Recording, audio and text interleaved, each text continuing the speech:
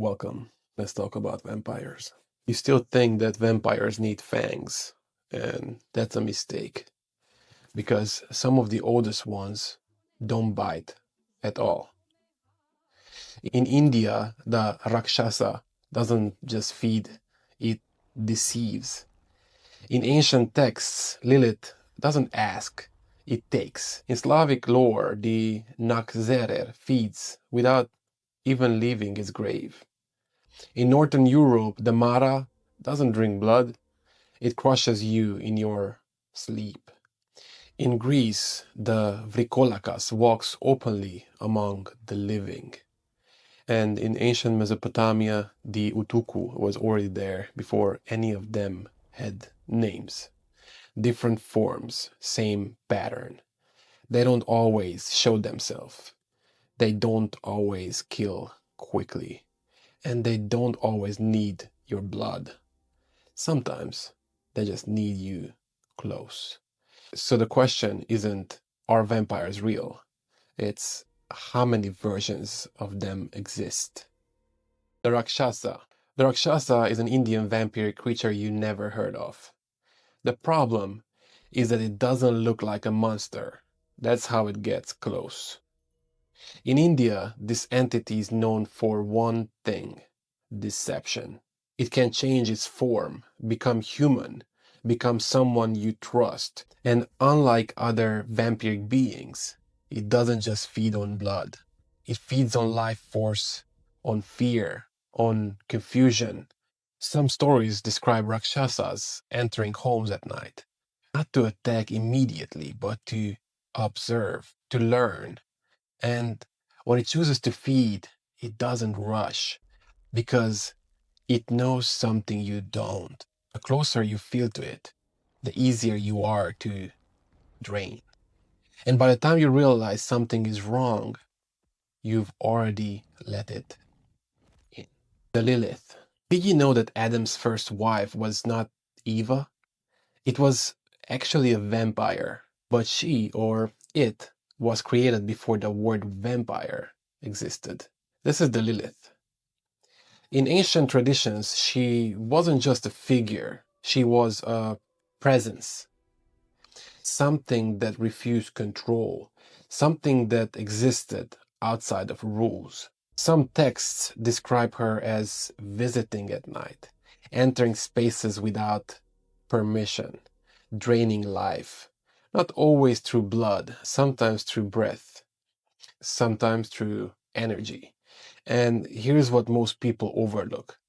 The Lilith wasn't alone. She was part of something larger, a class of night entities, independent, unbound. And unlike later vampire stories, she didn't need to be invited. She didn't need to hide. She didn't need a body. She was already there, watching, waiting, long before anyone knew what to call her. Nachzehrer. Each country has scary vampire creatures in their folklore. Germans have a lazy vampire. The Nachzehrer never leaves the grave. It doesn't have to.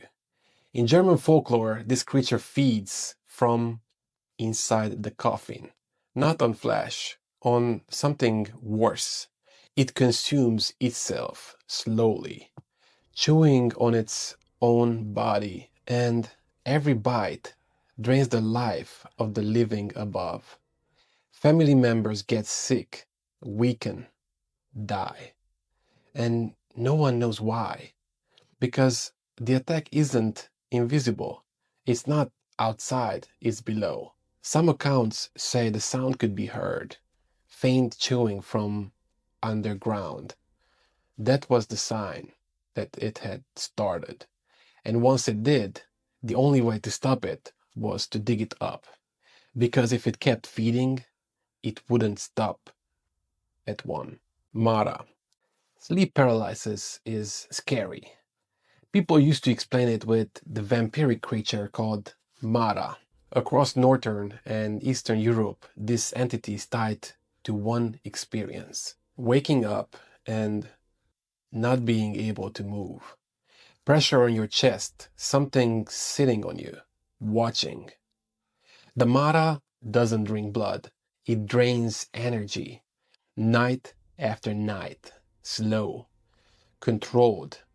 You wake up exhausted, afraid, and unsure what happened. And here's the part people ignore. Some believe that Mara was human. Someone in your village, leaving their body at night, visiting you. Not randomly, but intentionally. And if that's true, then a thing draining you might not be a monster. It might be someone you know. Vrykolakas. When we talk about Greece, we often forget about the documented lore and mysteries that go back to centuries. The Vrykolakas is a vampiric creature. It didn't hide, it walks. In Greece, this wasn't a creature of the shadows. It was seen moving through villages, knocking on doors, calling your name. And here's the rule. If it calls you once, don't answer. If it calls you twice, don't answer. If it calls you 3 times and you respond, you are marked. Unlike other vampires, the Vrykolakas wasn't always decayed. Sometimes it looked normal, alive. That's what made it dangerous.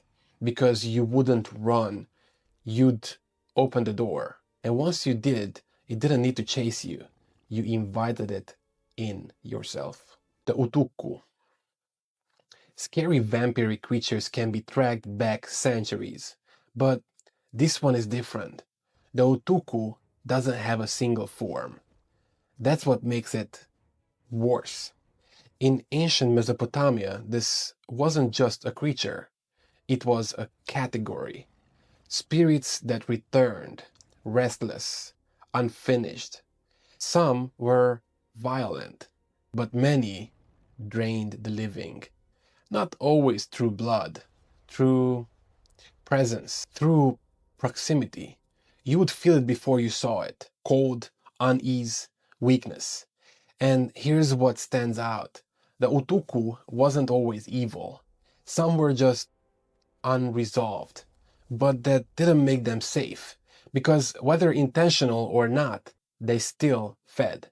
And they didn't stop until something forced them to. This is part of something bigger. At least 40 major vampiric entities across the world. From the Strigoi to Vetala, to the Kamazots, to Jiangxi. Different names, different patterns. Something feeding on human life and in ways we keep repeating. I'm breaking all of them down, one by one. Follow this page because the more you see, the harder it gets to call it a myth.